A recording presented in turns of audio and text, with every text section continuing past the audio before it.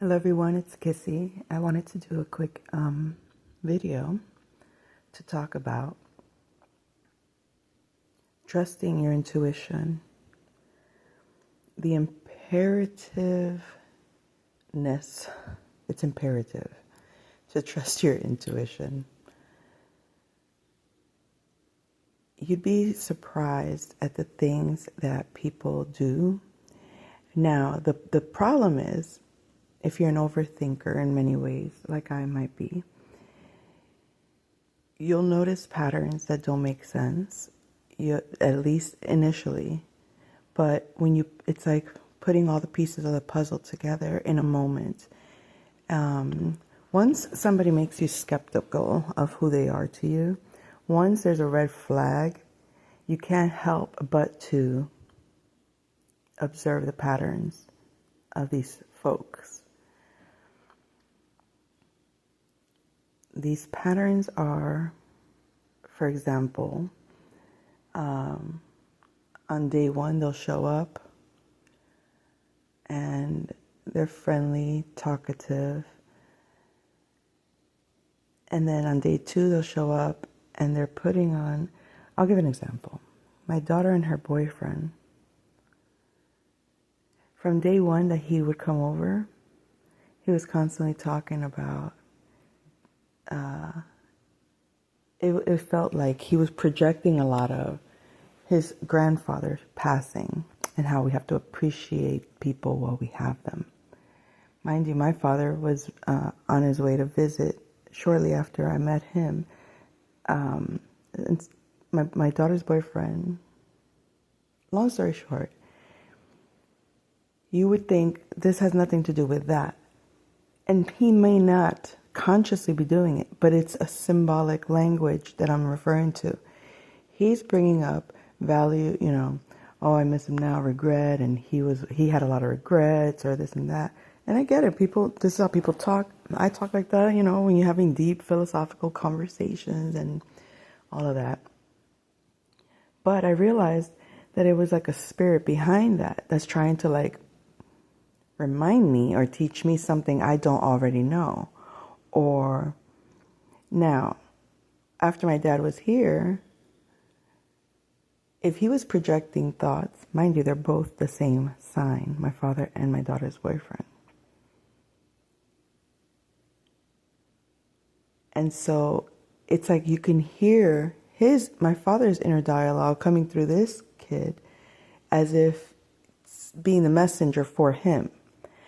Now, if I was to confront either or, they'd be like, are you crazy? Of course I didn't do that. No, I have nothing. That has nothing to do with him, and that has nothing to do with him, right? They would deny that. They would say it had nothing to do with it.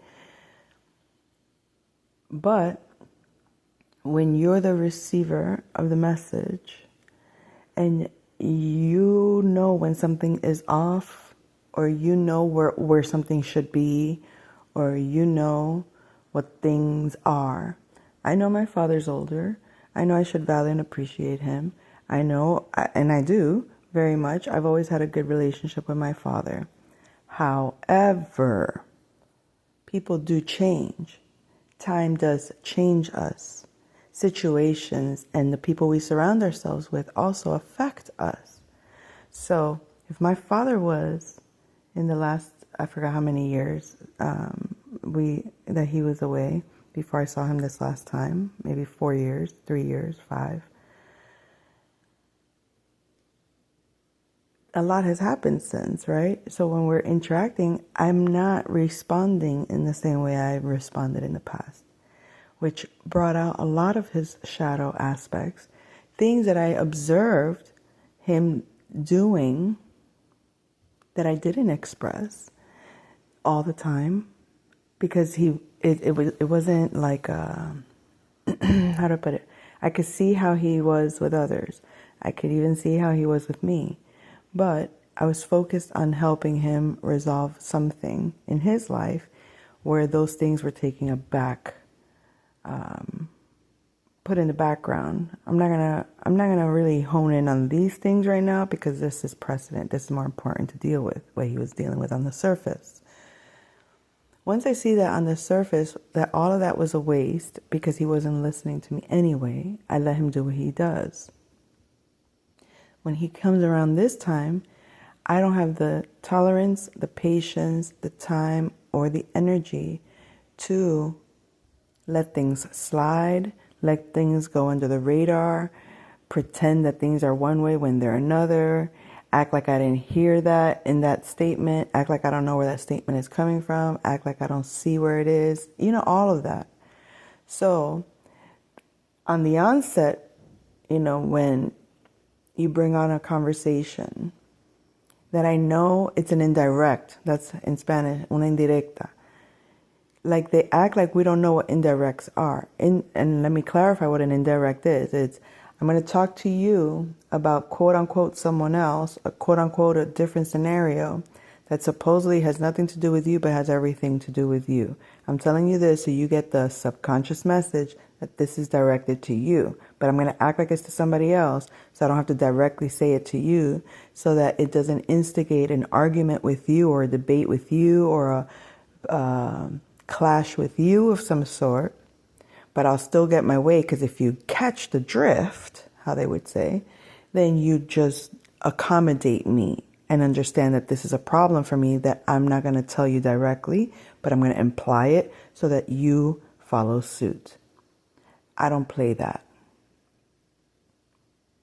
So when you indirectly speak to me, I'm going to question your indirect statement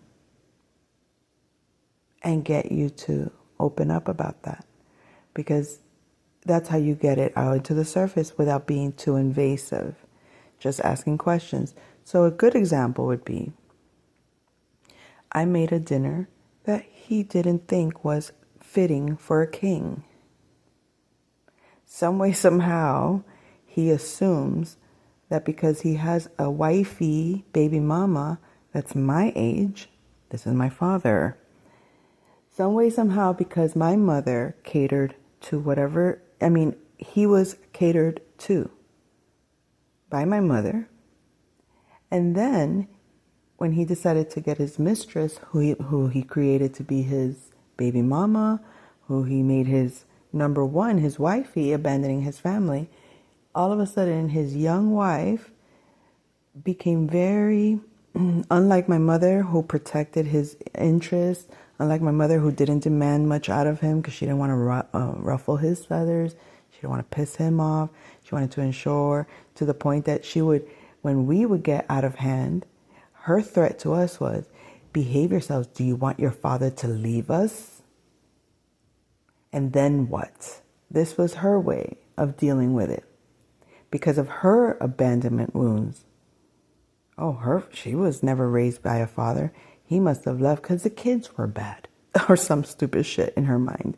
So in her mind, if the kids are good and he has no problems at home, he'll never leave. So she made sure he had no problems at home, which is great for him. Every man would love that. I want to come home to a house that's taken care of. He wasn't aware that her managing the house was more controlling us to not interact with him with our problems. And then she didn't really have to resolve our problems, so to speak, because if you even voiced the problem, it was be quiet. We can't deal with your dramatic feelings about anything. We can't cater to you for anything because we cannot put pressure on the breadwinner. If you understand what I'm saying, that was what he was catered to. Then I guess that was too boring for him, right? To have a good wife that,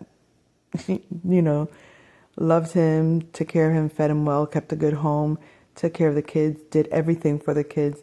All he had to do was come home, eat, get laid if he wanted to get laid or not. If he wanted to go out on the weekends, he would, and use the excuse that, the kids, you need to stay home with the kids. But then he'd cater to all his family members and all his friends and give them wine and dining experience of a lifetime. Seldom did he do that to us or for us. Everyone else got that treatment. Even though when he came home, he was the best dad in the world because he'd show up with a candy bar.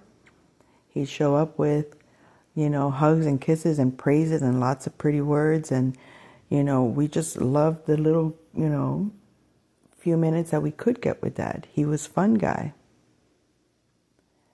So he goes off to his mistress, makes a life with his ghetto ass mistress, someone that is from a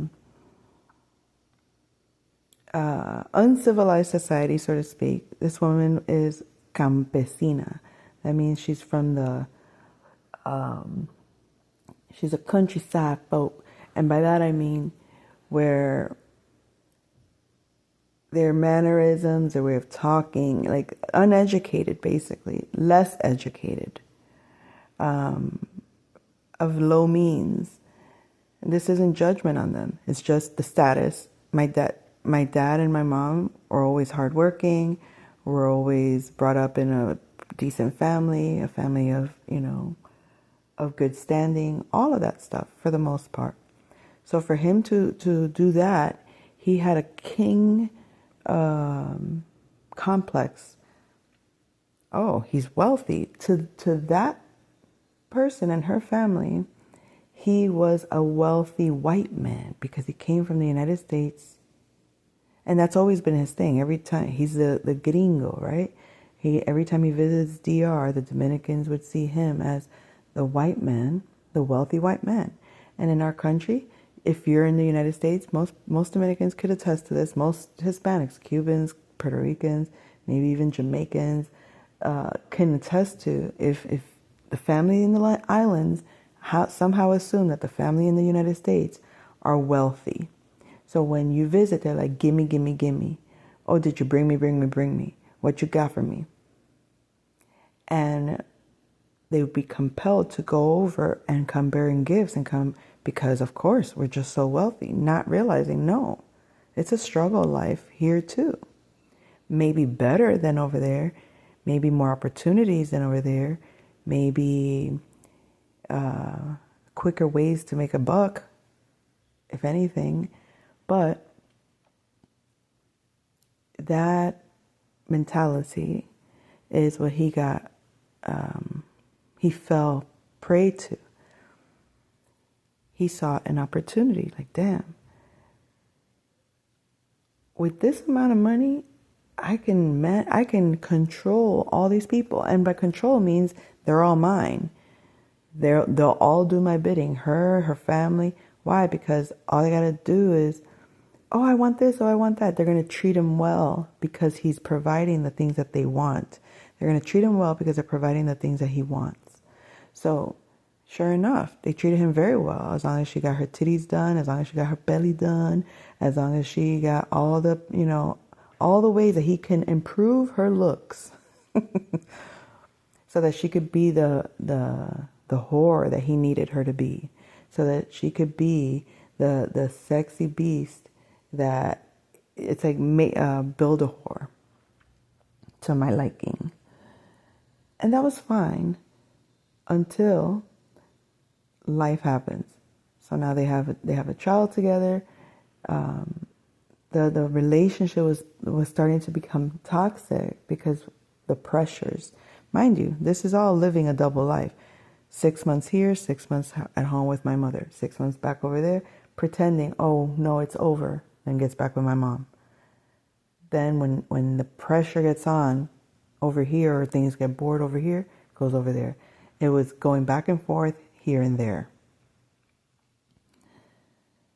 Eventually, when my mom left him, that now he had to stay there 24/7. He couldn't keep up the illusion of being a king because he had to be in the vicinity 24/7, and she couldn't keep up the illusion of being a goddess because he had to see how she actually lived on a day-to-day. It's fun to be vacation guy and spend maybe, a couple of months on vacation, like the honeymoon phase. It's good to just consistently recreate the honeymoon phase, and as soon as it goes into normal living, you got to cut it off. Because normal living is real. It's not as pretty. And that became the challenge, and that became the toxicity that he enveloped himself in for a very long time, to the point that he neglected his health, his responsibilities. To some extent, my father has always been a responsible person, but by responsibilities, I mean the things he was willing to lose, i.e., the home that he built with my mother. He just wanted to sell it and go. He didn't think about the future. He didn't think about loyalty. He didn't think about sustenance in the long term. He was thinking short-term gains. He built homes for his mistress, baby mama, who everything he built and created for that woman, she bartered, lost, gambled away, one way or another, ruined everything he gave her. She didn't sustain anything he built for her, for them. All of his income was going towards trying to fill. It's like, let me fill this pool with water, but the pool has holes everywhere. No matter how much water you can pour every ocean in the earth into that pool, it's not gonna sustain it because it's broken. And despite my explaining this, despite my trying my best to help him understand, you're not investing appropriately, it took for him to get a tumor where his third eye is. Isn't that interesting? When I talk like this to my family, they think I'm cold. They think I'm heartless. They think, oh my God, how can you say such things? I'm not saying it because I'm cruel. I'm saying it because it's sad. It's sad. Regret is very sad. Regret is a sad thing. To know you could have done something and now you're doing it too late. You're doing it at a point where it's either going to be extremely challenging to get back to where you were, baseline, so to speak. You never want to lose sight of that. Like people that are addicts and get into like hardcore shit, like they never consider what happens when you no longer can control this thing that's taken you over. Like that to me has been, I guess you could say, if there was ever a fear to have, that would be the one. Loss of self-control. People like to get drunk because, I lose control. And I get to do.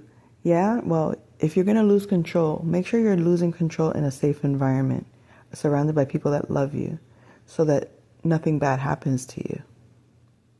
You know how many girls want to get drunk with a group of friends that don't like them, or with a group of people that would sooner destroy their lives? We're talking about me in high school skipping with a group of friends, and supposedly we're just going to hang out at a friend's house and we're just going to drink a few beers because, of course, we're in high school and we're, want to be bad for a little bit. Sure, let's go. And, you have your crushes and whatnot, so you do this. There I am, not a half a beer into it. I am not myself. And it's not because of the beer. It's because they put a half a roofie in each one and then closed the bottles. I got roofied and didn't know it.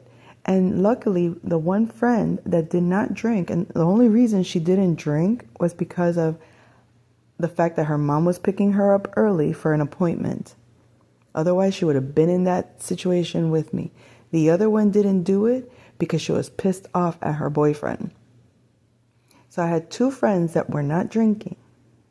And the only reason that they were not drinking, it wasn't because they wouldn't have been just like me. It's because restrictions that were put on them in the moment forced them not to. Lucky for me that happened, because the boy that I was interested in, when my friends put me in a bedroom to sleep it off, he was trying to go in there to take advantage of me. And had it not been for my two friends that were standing guard at that door to convince him to leave me the hell alone, he would have been in there. The boys wouldn't have said shit. He would have gotten away with it. So that's why self-control is so important. That's why substance use should be very cautionary when doing it, because it's one thing to drink once in a while. It's one thing to drink amongst your friends or family, people you can trust. It's another thing to lose control surrounded by people that would take advantage of your lack of control. That could be sexually, that could be mentally, financially, or physical. The harm that people would do to you when they think you're out of control. So back to the story.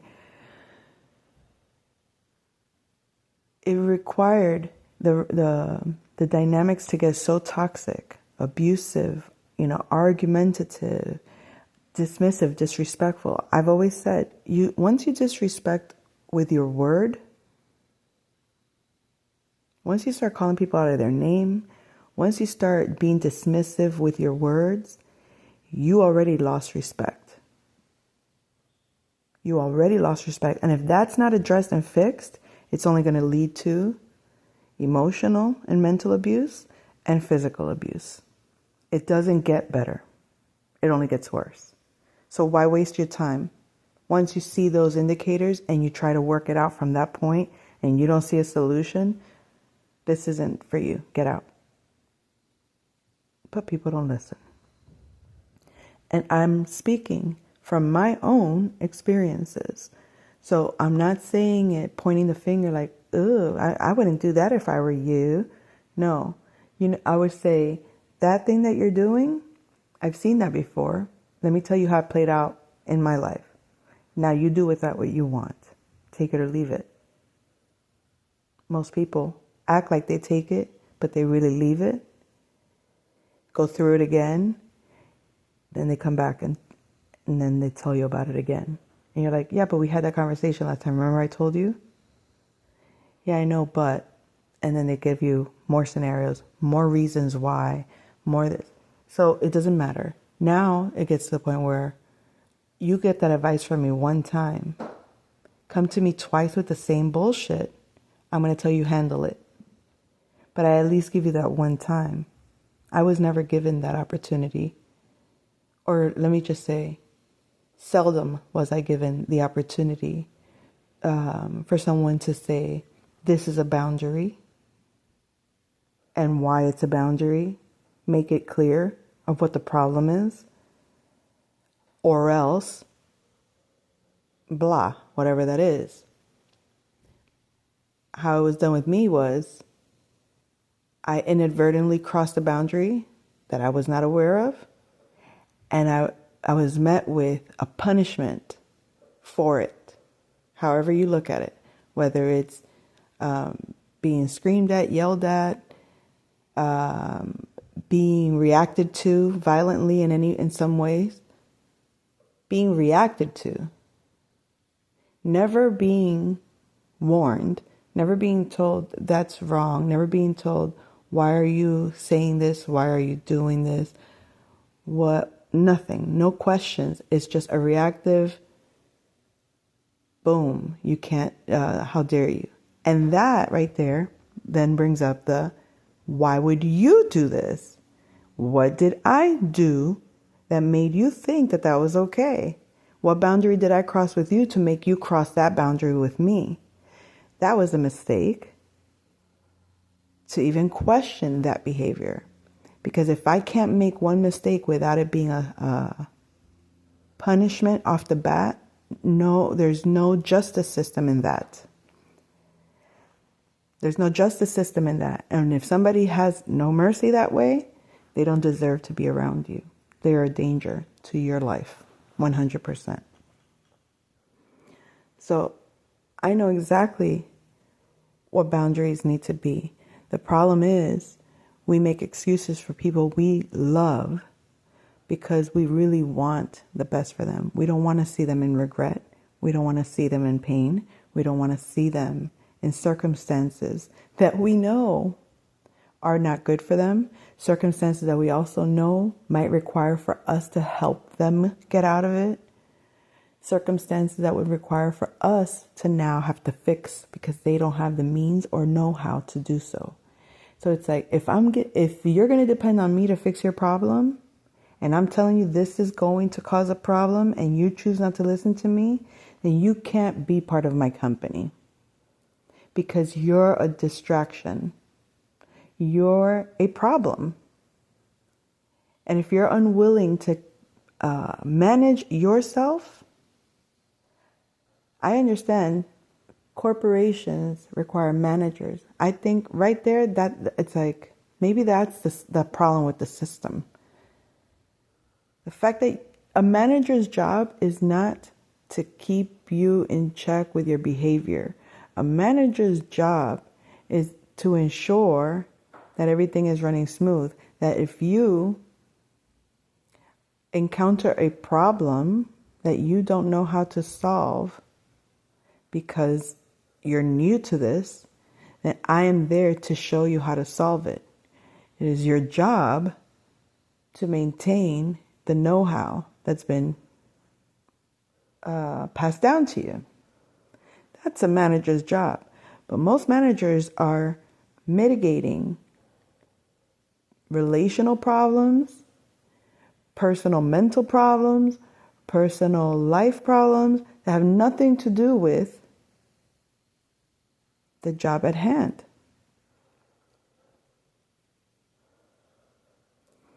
But that then gets trickled down to the whole system. But anyways, I once again, back to the story.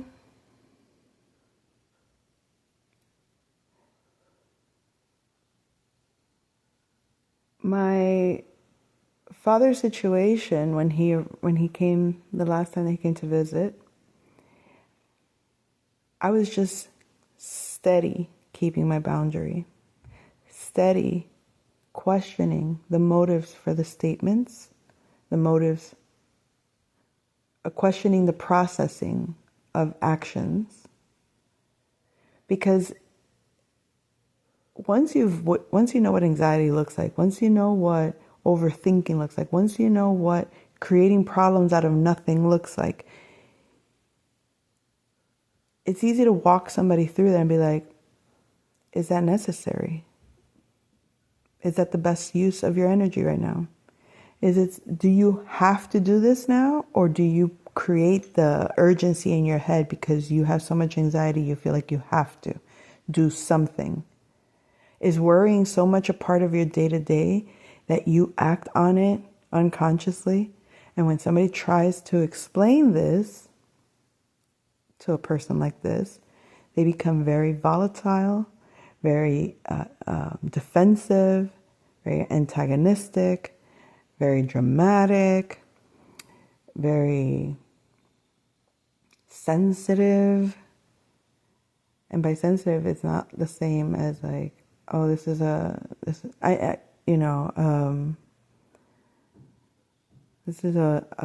child that is impressionable,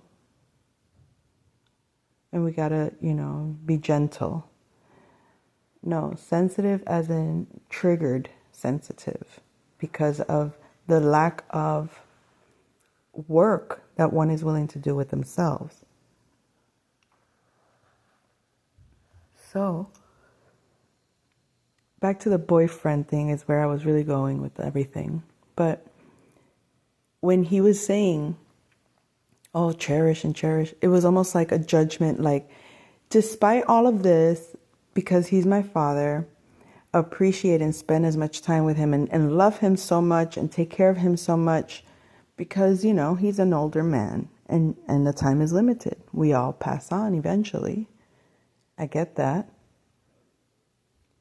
But really, the underlying message is tolerate abuse, tolerate somebody else, carry the burden of someone else's bad choices, be responsible for the mess someone else has created for themselves, take on the burden of someone's problems so that they can continue to behave as they've been behaving, because it's easier than to have them change bad behavior.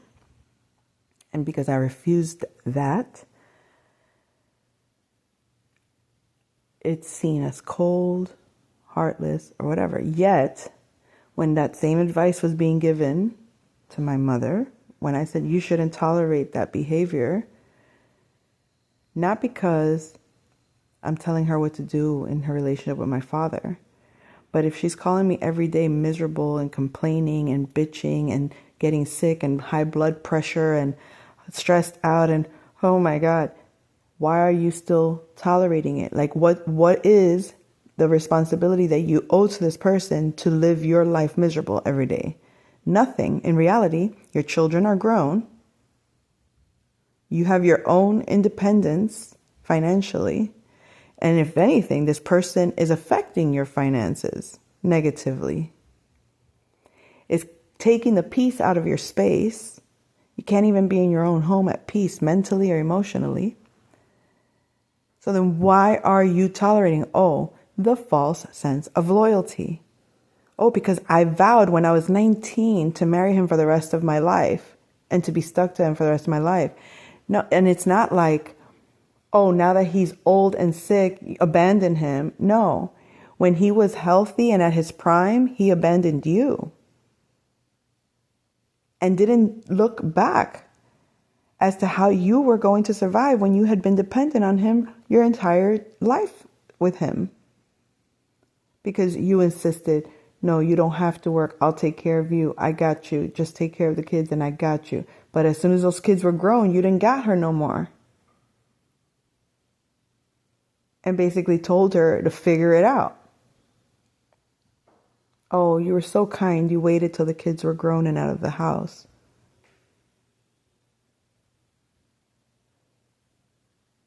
So that right there, and then to be told, did you bring me here just so that you can lash out at me and unleash all of this anger you have towards me? Such a projection. Because for one, I didn't bring him. He was invited to stay when he needed this space to be. I said, of course, you can be here. There's a space for you here to be so that you can get yourself together, get yourself in order, get yourself in order, get your things in order, organize your life, separate it from the chaos and the drama from all things. Did that help? No, because the expectation was help me, do things with me, for me. Take care of everything for me, think for me, do for me. Obviously, if he's blind, he needs someone to take him here, take him there. But a lot of things he wanted to do were things he didn't have to do. Like unnecessary, time wasting, busy work for nothing, things to just pretend you're doing something with your life, avoiding sitting with himself and making a plan for his future. How are you going to live now that you don't have wife A or wife B, if that's true? How are you going to sit down and get, settled your space and settle your finances so that you know exactly now, once you manage to, take care of your responsibilities, no one can infiltrate your personal space. No one can take your little bubble that you create. Your sanctuary should be protected from the outside world. There was never a plan done for that. All it was get offended, think that you're unwelcome, and decide you're going to leave, acting like you were kicked out. That's fine. I still have a decent relationship with my dad. I still love my dad. I had to let him know I'm not the one to be played with that way. But it wasn't out of hatred. It was a true boundary. If I have managed to create a space for myself where I cannot allow the outside world to infiltrate me and take me out of my center, then you should have the capacity to do that for yourself. You're an adult man. You should have taught me to do that for myself. But that's okay. Different times, right? I respect. They didn't have the technologies that we have today, the ease of information that we have today. There's a lot of things. So that's a justification. Oh, it was a different time, the ignorance. Oh, okay, fine. That's fine. But what's the excuse for here and now? Here and now, there's no ignorance.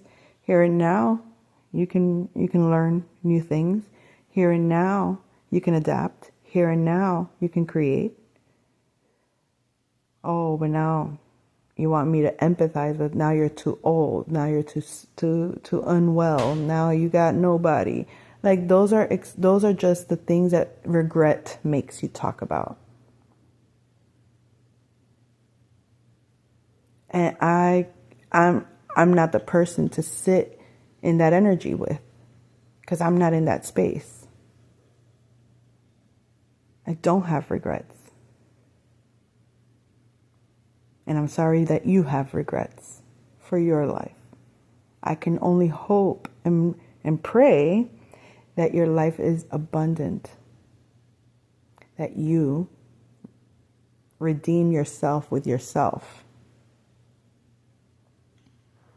So the next phase of this conversation is the boyfriend and my daughter and her boyfriend.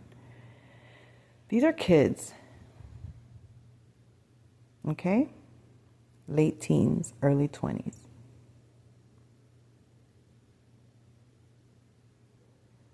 Where do they assume? I get it.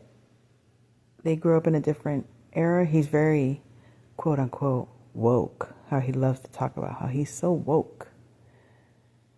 My daughter has never been one to reform or conform to anything or anyone.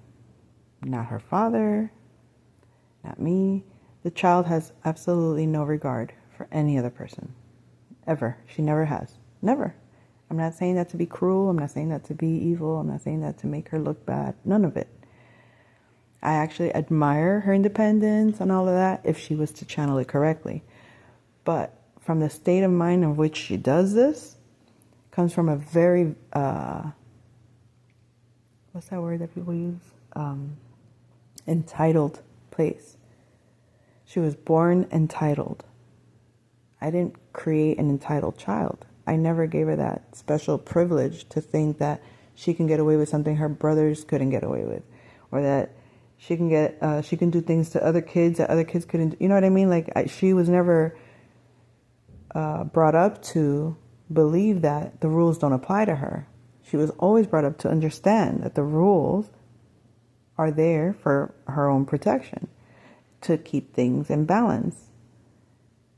If you don't want your brother to take your toys or your candies from your room, then don't take your brother's toys or candies from his room. But some individuals really think, I can take toys and candies out of your room anytime I want without your permission because I'm in the mood for it or because I want to. And if you have something to say about it, or you bring it up, or you protest, or you complain, I'm going to have a tantrum and complain and argue. Why is this so unfair? Why are you so mean? Why don't you want to share with me? All that shit, and play victim. Not ever understanding to respect another person's space. The minute someone even looks in her room, she wants to cry and complain. Why are they opening my door? You were supposed to have our own private spaces. It's almost like you have to ask, are you mentally ill? Because if you can't see what's good for the fucking goose is good for the motherfucking gander, then you got to be some kind of mentally ill.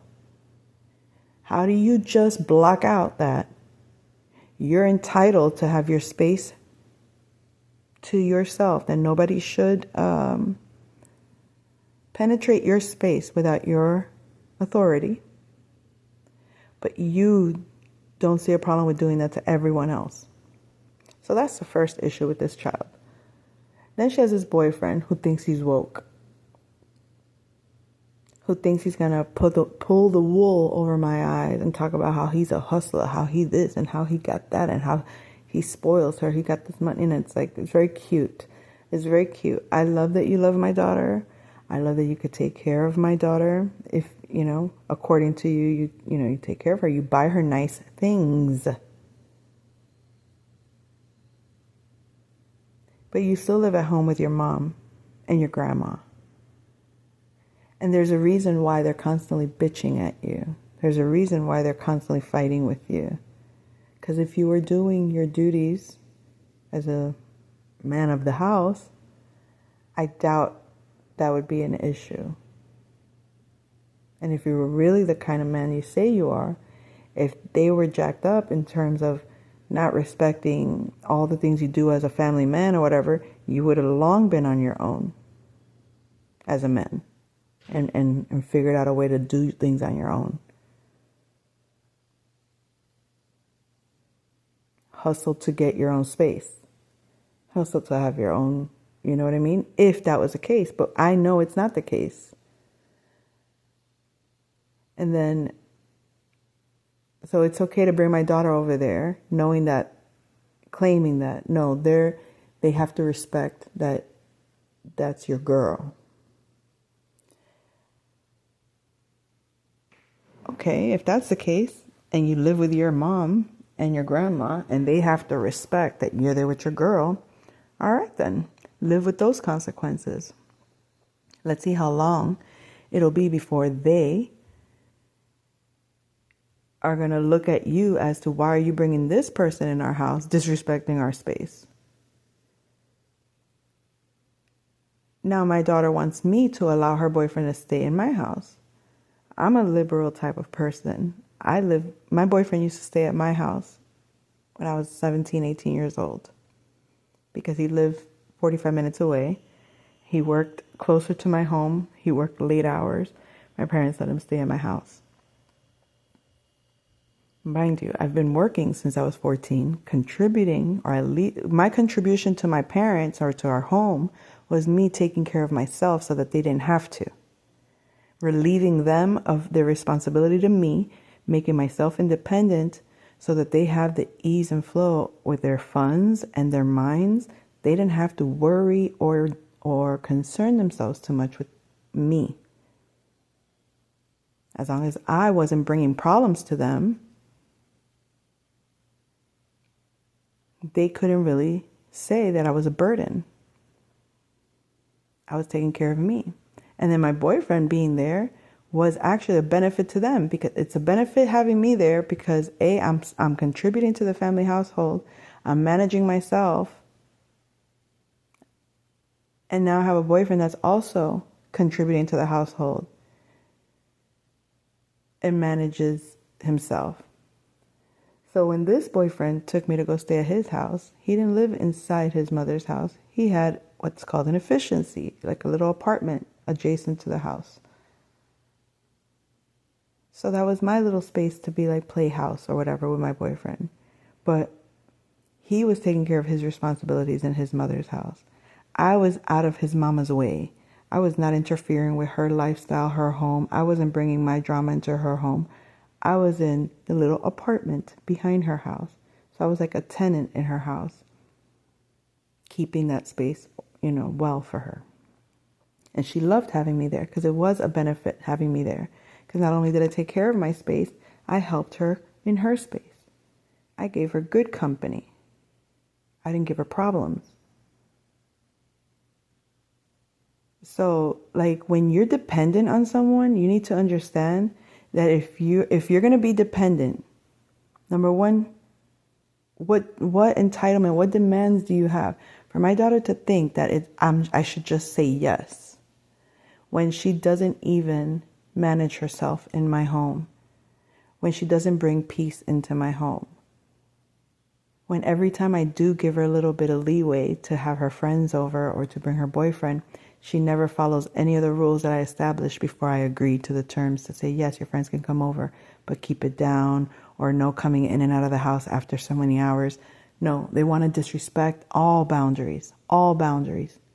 So if I let her disrespect my boundaries in front, and like her boyfriend likes to tell, monkey see, monkey do, that's what he says to her in front of me so that he could look good. Yeah, well, you're a fucking monkey too, motherfucker. I'll tell you why.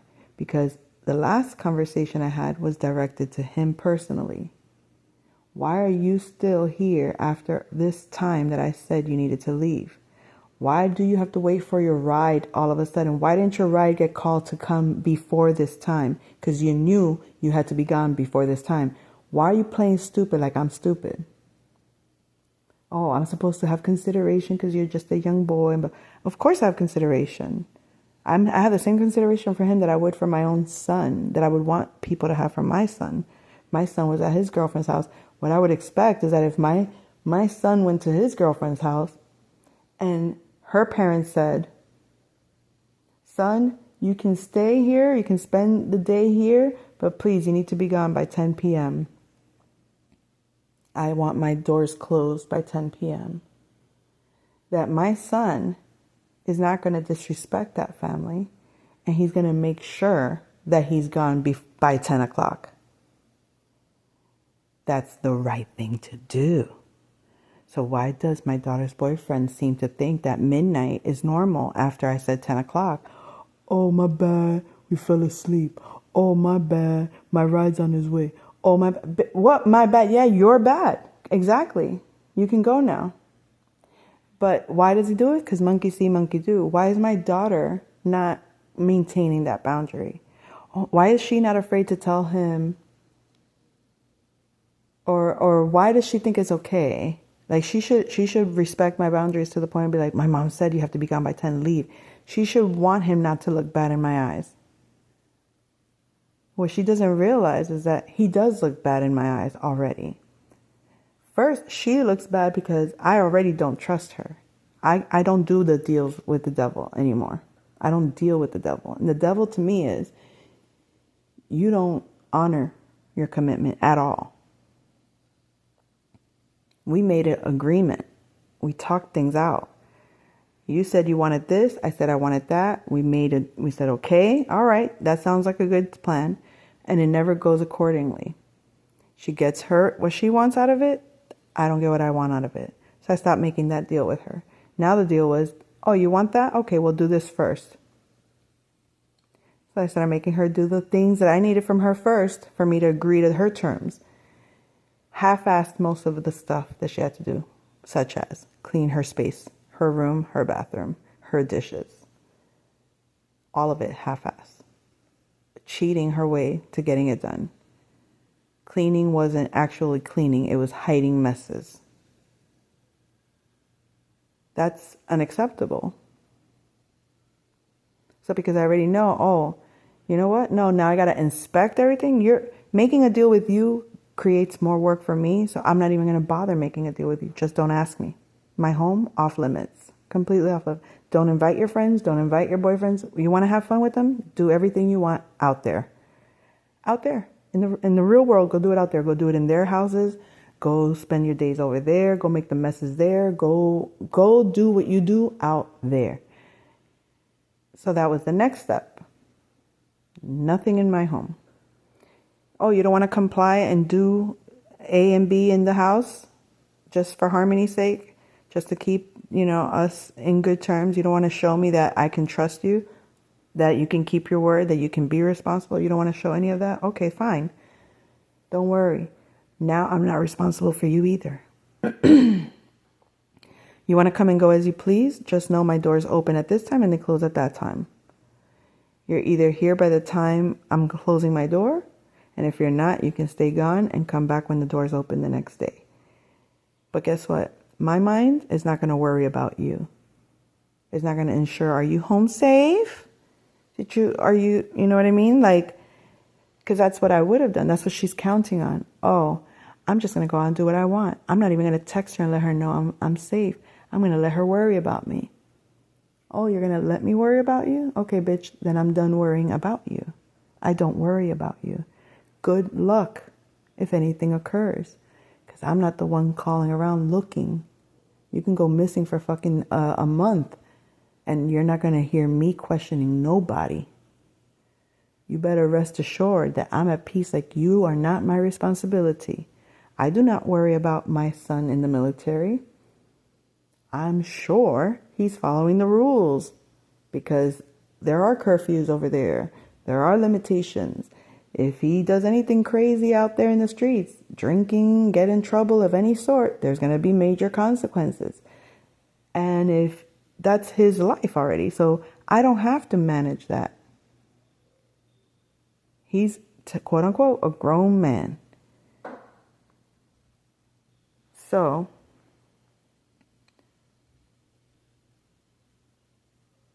do I check in on him? Do I chat with him? If I don't see any activity on his Instagram, I'm gonna, hey, are you good? How are you? Because that's another one that doesn't think, oh, let me check in on my mom.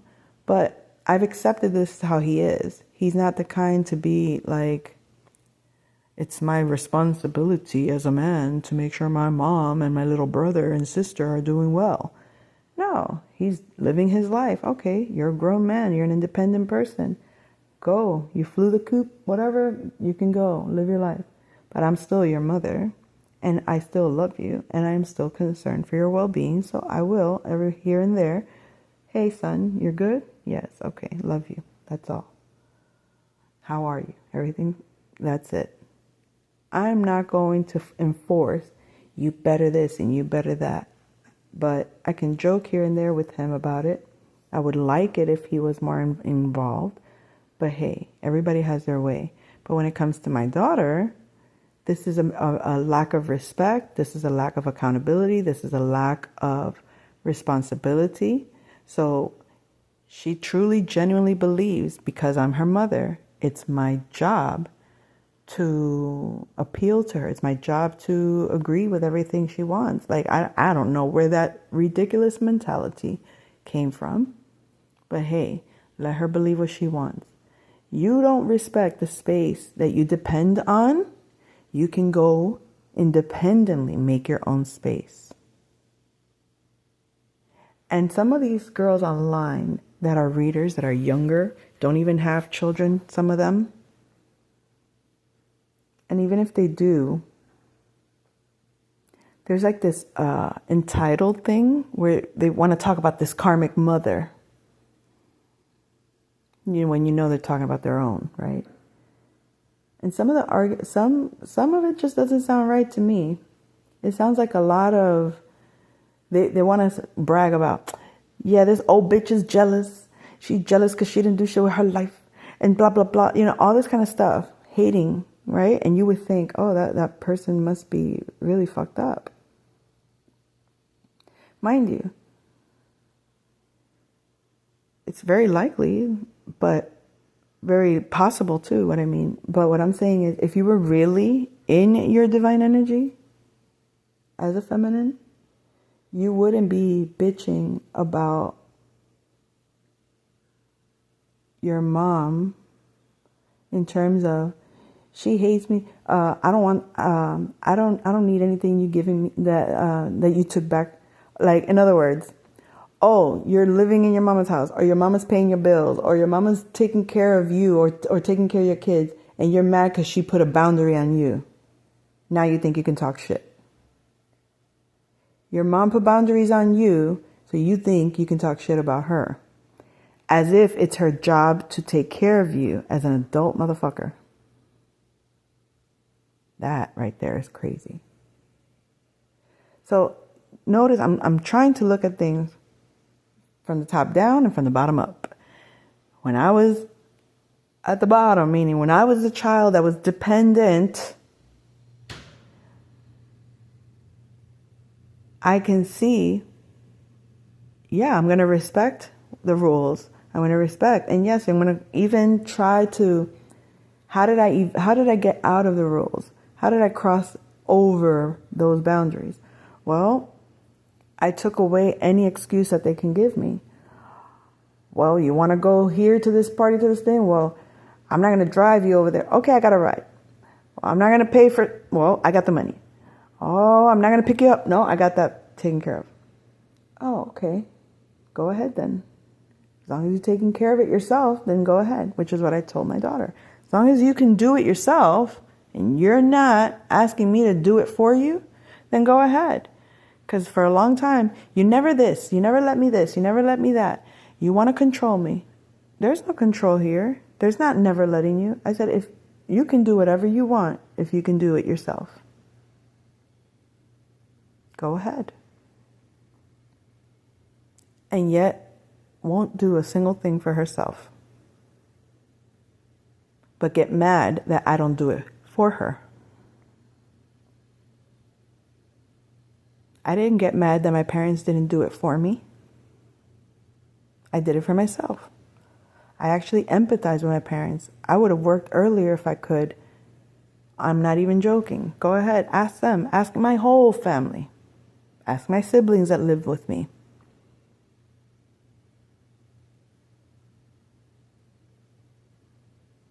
So I'm not, this isn't, I'm better than you. No, it's you that have a problem with me. You that has a problem with me. The you that has a problem with me, not the audience that I'm talking to. The audience that listens to judge. The audience that listens to critique. The audience that listens from the standpoint of the enemy.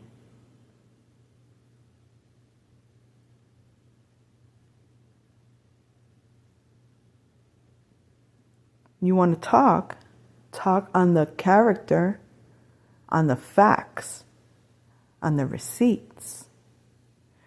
But a lot of people will talk a good talk. They're making really good points. And they're making people feel really like vindicated. Like, yeah, that bitch. I hate that toxic karmic bitch. That fucking hoe.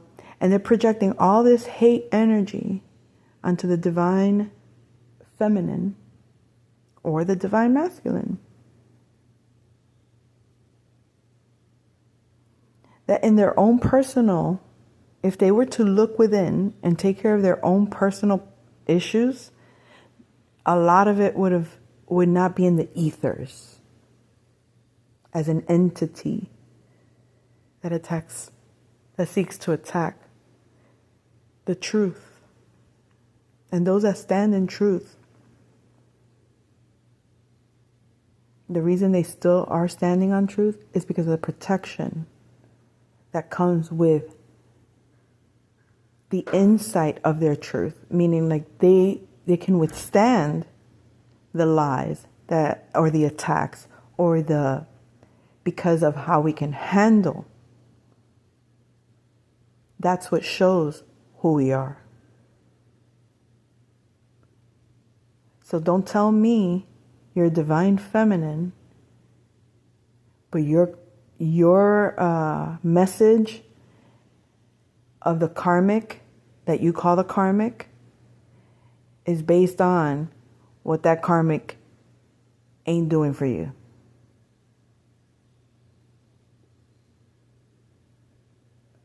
There's a difference between injustice and what you perceive as unfair.